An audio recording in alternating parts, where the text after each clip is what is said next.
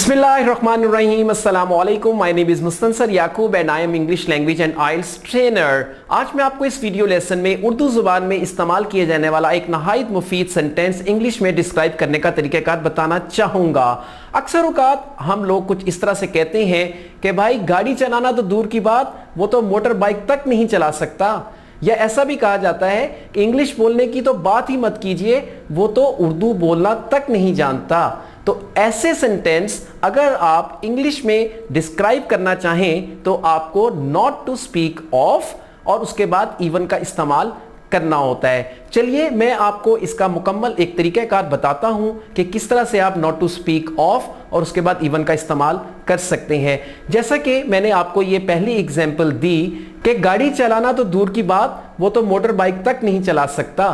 तो इसको आप इस तरह से कहेंगे, not to speak of driving a car, कि गाड़ी चलाने की तो बात ही मत कीजिए या गाड़ी चलाना तो दूर की बात, even he can't ride motor bike, कि वो तो मोटर बाइक भी नहीं चला सकता।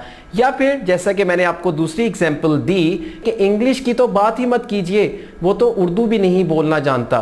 तो आप इसको इस तरह से कहेंगे, not to speak of speaking English, even he does not know how to speak Urdu language.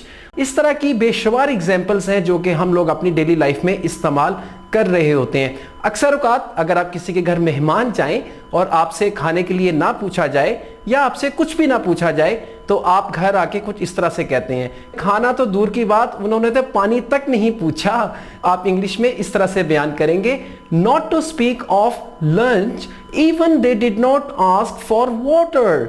सो आपने देखा किस तरह से मैंने नॉट टू स्पीक ऑफ और इवन का इस्तेमाल किया। इस तरह के मजीद सेंटेंसेस के बारे में जानने के लिए मेरे वीडियोस देखते रहिएगा। I will come up again and give you more information about English language. If you like my video please do subscribe to my channel and keep on getting more videos. I will see you again very soon. Take care. Allah Hafiz.